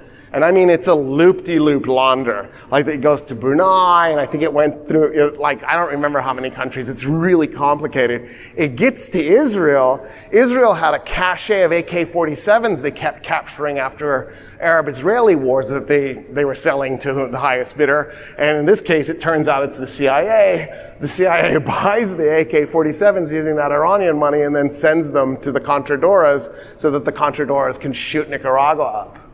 That's what that was. Not neat. Anyway, Reagan does get busted for it. But Americans don't have memory, so he got away with it. Oliver North was basically called in by the House and grilled, and it was on TV. Before you knew it, somehow Oliver North had become a hero. It's like, no, he just broke the Constitution. The procedure is blindfold and in firing squad. Anyway, I must have missed the memo where traitors become heroes. How, I don't know. When was the memo issued? It's like what we've done with the word hero. You're a hero. What did I do? Grocery shopping. Were they throwing hand grenades at me while I was doing it? How am I a hero for grocery shopping? How did hero get redefined and I missed something? Doing ordinary things. Doesn't make you a hero. It probably just means you're not suffering from a depression bout. Depression sucks. So, we got past the Iran-Contra scandal. Okay, so fast forward. In the late 1990s, Iran elects a guy named Khatami. So Iran is in this weird situation because, strangely enough, it is kind of democratic. This is the irony of the Islamic Republic in the 90s. That Majlis that got created in 1906 is still there, and they're holding relatively free and fair elections. The reason I'm not saying they're fully free is the following. To run for office, you had to be approved by a council. The council was a theocratic council. So they purged a bunch of potential people, but they let some people through, including this guy, Khatami. Khatami thought he could get into the presidency, a position that doesn't have a lot of power, because the Islamic Republic is a monarchy. It's an absolute monarchy. Monarchy just means one person is in charge. That's all it means. It doesn't have to be hereditary. Although Ayatollah Khamenei has designated his son as his successor, so he's switching the Islamic Republic from a theocratic monarchy into a theocratic hereditary monarchy. So he's the guy really in charge, not the president. But the president, because the president is president, has a lot of symbolic power, and as a result can kind of move people and can affect policy, because the president's the guy who's supposed to execute policy. So Khatami gets in there and he tells the morality police, stop going after women for not covering their hair if they have some hair covering. And let's see if we can start easing back. The reason was the following. The hijab had become the symbol of women's oppression. Whether or not wearing hijab is oppressive doesn't matter. Having somebody stick a gun to your head and say, you're gonna wear this, you're gonna cover your hair, makes it oppressive. Right? If you give the person the option and they decide they want to do it, that's their choice. But if you're forcing them to do it, they've taken choice out of the equation. We're not in anything other than oppression land. There's no two ways about it. I figure out the secrets of the universe. Let's say the Supreme Being comes to me and tells me everything I need to know about the secrets of the universe. I walk up to one of you and I say, I figured it out. Here it is. And you go, I don't know. And then I take a gun and I stick it to your head and I go, you will convert to my religion now. Did I just save your soul? Probably not. I'm going to go with that. I suspect I didn't. Like the thought that somehow violence is going to save somebody's soul is really remarkable to me. Like talk about logic fail. In any case, that's the position the Islamic Republic suddenly found itself in because they had had a debate. Should we do the head cover or not? And they decided, yeah, we're going to make it mandatory. This is something we're going to do. By the way, they tried to do the azan from the mosques really loudly, and they tried to make that mandatory. But one of the interesting twists on that was the Iranian people were like, we're not sure we want that. It's too noisy, and so they basically deleted that. So they were trying to do some things, it just didn't work. The hijab worked. They got women to wear the hijab, but under duress. And so Khatami is like, let's ease this up. Just so happens, when I went to Iran in 2002, Khatami was president. And what I kept seeing was women who had head covering on the back, but the whole front of their hair was completely out. Also, women have to wear a tunic, and women in 2002 in Iran were wearing the tightest garment the world has ever seen. And they would usually wear black, which just for the record is the most amazing color for clothing ever. It is just like, oh my God. So I was walking around Iran the whole time going, wow, this is actually really hot. So there was a rebellion. It was a fashion rebellion. It seems like a dumb thing when you think about it, like, oh my God, you're taking your rebellion through fashions. But that was exactly the focal point for women's oppression. The reform movement doesn't work. It fails. In 1999, the supreme leader orders an attack on a university. They kill a bunch of students. It's a disaster. Khatami sort of sputters after that. He's still holding on. He gets replaced by Ahmadinejad, the Bush of the Middle East, 60 IQ, can't string together an intelligent sentence, says one dumb thing after the other. You're like, oh my God, did you say that? And my favorite was when he said, Iran doesn't have gays. Anyway, there's a fun story about Khamenei related to that. There is, actually. Anyway, let's just say Khamenei might not be straight. Just leave it at that.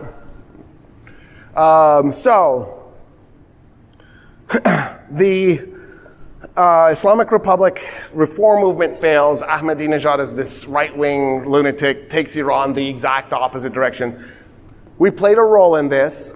When 9/11 happened, Khatami issued an official statement from the Islamic Republic. It said, the people of Iran condemn all forms of terrorism, and the people of Iran stand with the people of the United States. We are here to offer anything you need in assistance. In an instant, Khatami had ended decades of hatred and anger with one statement. He'd even apologized for the Iran hostage crisis in the last few years of the Clinton administration. I think it was 99. He said, we regret that. That's something. We didn't apologize for overthrowing the government yet. We did it. Obama did it. He was like, all right, fine. We're sorry. Our bad. But George Bush Jr., he's going to do his first State of the Union. It's 2002.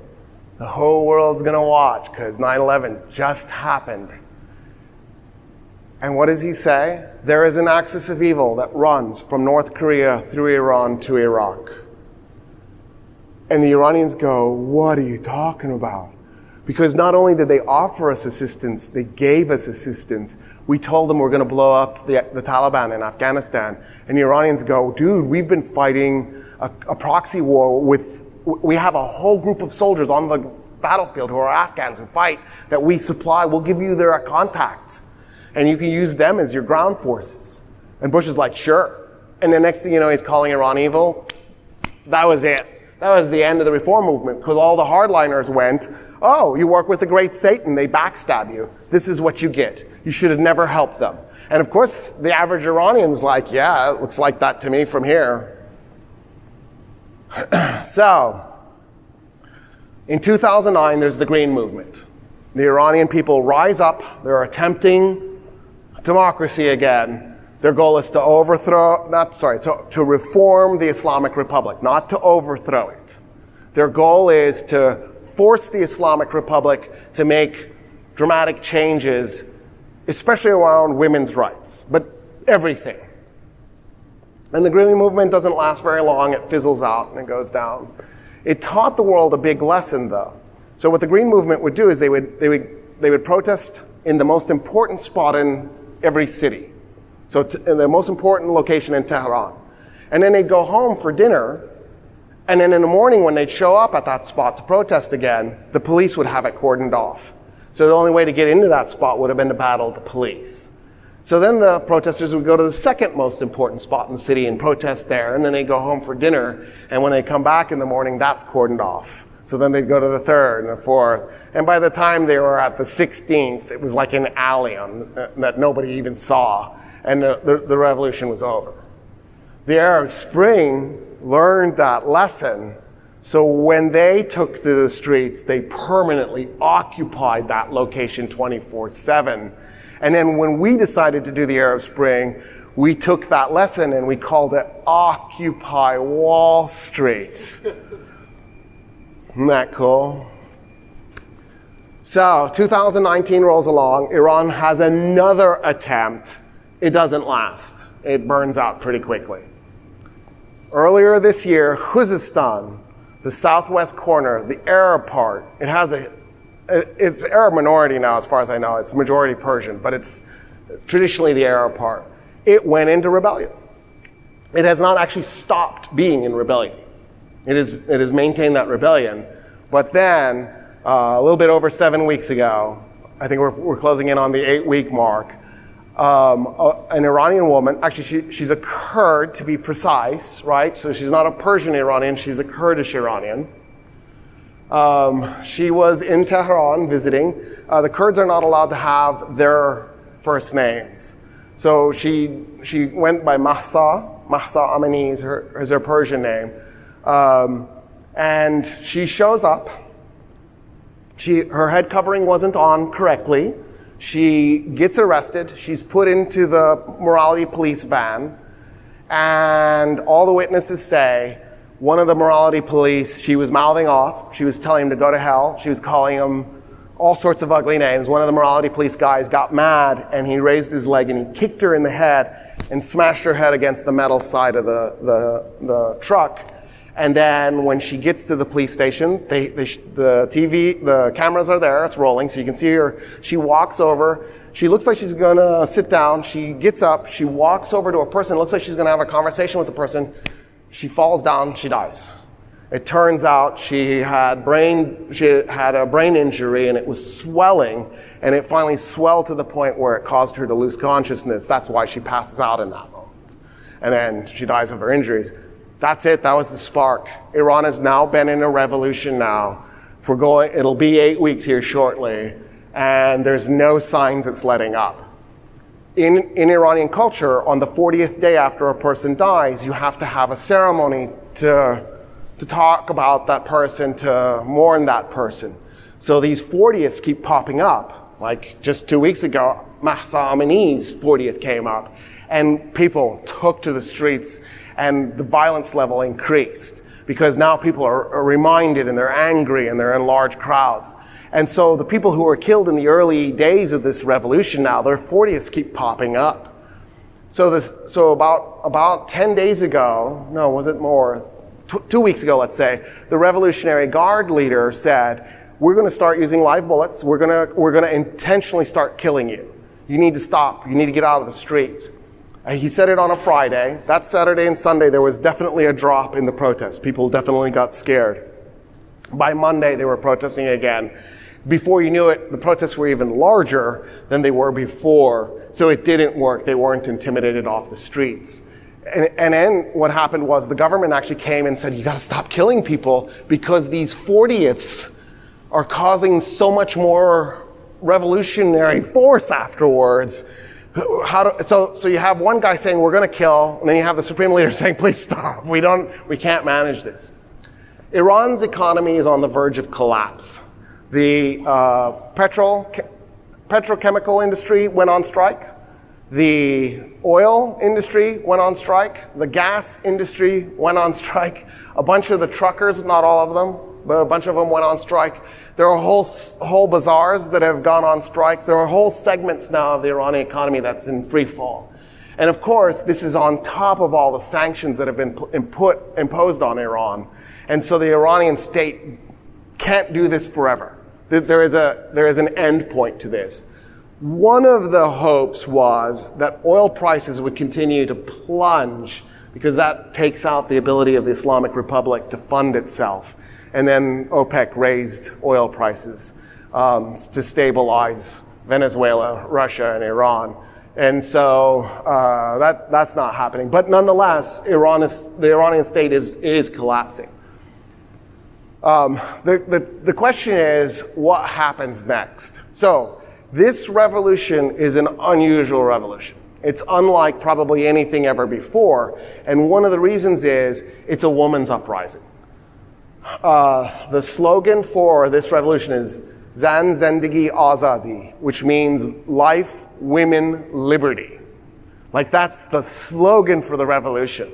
The songs that they're singing are about this. The chants, the marches. A whole cadre of the revolutionary force are basically middle school and high school and college student women. In Iran, the women are actually running the revolution.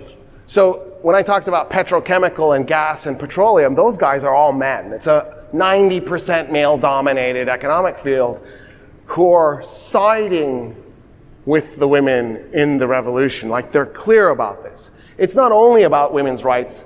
There's economic problems. There's this need for democracy that Iranians have never let go of. But women's rights are at the core of it because it's become the symbol of oppression for everybody, even the men.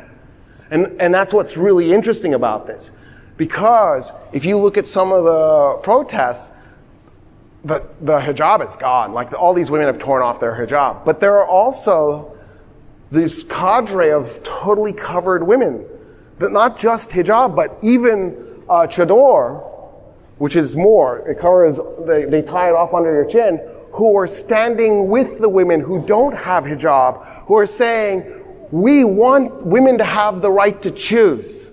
We want to choose to wear hijab, but we want them to choose not to if they don't want to, so we're standing with them. There's an amazing video. A woman has just been captured by the morality police. What a disgusting group of people. You're the morality police? Anyway, get a job. Like, I don't know, construction or something. Build something. Worthless. Anyway, this woman gets captured for not wearing hijab. All of a sudden, these covered women, they're wearing hijab and chador, come charging at the cops. They're beating the cops. The woman, the uncovered woman, escapes. By the way, she looked like a gazelle. She's like leaping through the air, running. And in the meantime, the covered women, after the woman has escaped, they just sort of walk away. And the morality police are like, what's just happened? And so, in other words, this isn't about, in Iran, this isn't about, they want to topple the regime and then do something weird like ban Islam. What they want to do is they want to topple the regime, create a democracy, and then have the freedom for people to choose the kind of life they want to have going forward. They want to terminate the theocracy and replace it with a secular republic. They don't want to terminate their culture. They don't want to de-Muslimize. And I think sometimes people are seeing it in that framework, which is wrong and bizarre. But in the meantime, you've got places in Europe saying, should we ban hijab to show solidarity with Iran? And they were getting this really loud group of women from Iran going, no, that's not any better. You're just flipping the oppression. You're still telling women what to do. We have an idea. Let women decide what they want to do. Which would be neat to do in Texas. Wouldn't that be neat if women had rights in Texas too? I think we should do that here. I think you should be inspired by the women of Iran. There was a women's uprising in 1975 in Iceland. Those are the only two now that I know of. The one that's taking place in Iran and the one in Iceland. The one in Iceland not only succeeded, they drafted a new constitution. The women successfully toppled the state. Iceland is probably the most democratic country on the planet right now. So it worked, it transformed. From what I can tell, Iran totally has that potential in this moment. It's not certain it will happen, but that's actually what this moment is. The Iranian people are sophisticated, they're intelligent, they have the potential to have a massive economy. They're the 21st largest economy on earth right now, with their economy being flushed down the toilet. So if they could get out of that and rebound, they'd probably be like the 12th or 14th largest economy. This is a superpower state with enormous resources. They're one of two countries on the planet that has an advanced drone research program. The United States is the other one. That's why you keep hearing in the news that there are Iranian drones in the Ukraine, because the Iranian drones are so much more sophisticated than the Russian drones. Right? That's what we're dealing with. We're dealing with an incredible state with incredible potential that's been crushed by this conservative regime that wants to superimpose its idea of morality. And it's not working. It's killing the Iranian people, and they're done. But who knows what the future looks like? You know what I mean? It's like predicting an election. It's like rolling dice. All right, I think we're out of time. I'll field one question because we don't have a lot of time. So you mentioned America's role in the history of Iran over and over again. What do you think the role will be now, and what do they kind of want to happen? Yeah, that's a fantastic question. So the question was, because he's not mic'd up, what's the role of the United States basically going forward? So the pessimist part of me says that what the United States is going to do is use the CIA to try to undermine the revolution and install a new monarchy. So the Shah's son is still alive. He has said himself that he doesn't necessarily want to be the monarch, but then he came back and he said, well, but maybe I could do a temporary thing until the state gets stabilized. I don't trust anybody. I assume every politician is always trying to figure out how to maximize their power. So, but for all we know, he's a wonderful guy and he really will do that. My thinking, however, is that the Iranian people aren't going to go from it, from what I can tell from what's happening inside Iran. If it's up to the diaspora, so the people living, especially in the United States, maybe not even the Iranians in Europe, but the Iranians in the United States, I think they would love to have the monarchy restored. But I don't see it from what I'm seeing in Iran. I think they want a secular republic. My hope is that the United States will stop being the bad guy in foreign policy. It's time to stop interfering in that way and turn this around and use this as an opportunity to mend this bridge. Obama apologized for overthrowing the government in '53. You know, the first steps in the 12-step program is you got to apologize to the people you hurt. Well, we're there. Iran's apologized. We've apologized. We're in great shape. So all we got to do is stop interfering in a negative way. They could be a great trade partner, and maybe we could be friends again. I mean, why not? That could be on the table. But I think the first step would be to keep the CIA out. There's another part of your question, though, that I think is really important. And that's what can the American people do to stand in solidarity with the Iranian people? One of the things that Iran has been asking for is for there to be protests overseas. They say it gives them hope because they see the support. So like that protest that just happened in Berlin, I want to say it was like 10 days ago. Oh my God. It was insane. Now, it was largely Iranian. They were from the diaspora coming from all over Europe, going to Berlin, but there were a bunch of Germans there too, hundreds of thousands of people. I've been at multiple protests here are they protests or rallies? I've been at multiple rallies here in Austin. In fact, I spoke at one in front of the Capitol. Lloyd Doggett was there, he also spoke. And one of the things I'm seeing is it's mostly Iranians. It's not 100% Iranians, but it's probably like 85% Iranians. When you find out that there's one of these protests, show up and show your non-Iranianness. And I think it matters. I think it matters a lot. I've been protesting for 30-something years now. And one of the things that I notice is you go to an event and it's overwhelmingly that group. So, right, you show up at a Palestinian rights event, like during the Gaza massacre in 2008, 2009. And, there's a lot of Arabs there, and there's some non-Arabs there, but there's no Iranians there. Well, there were two. I knew both of them.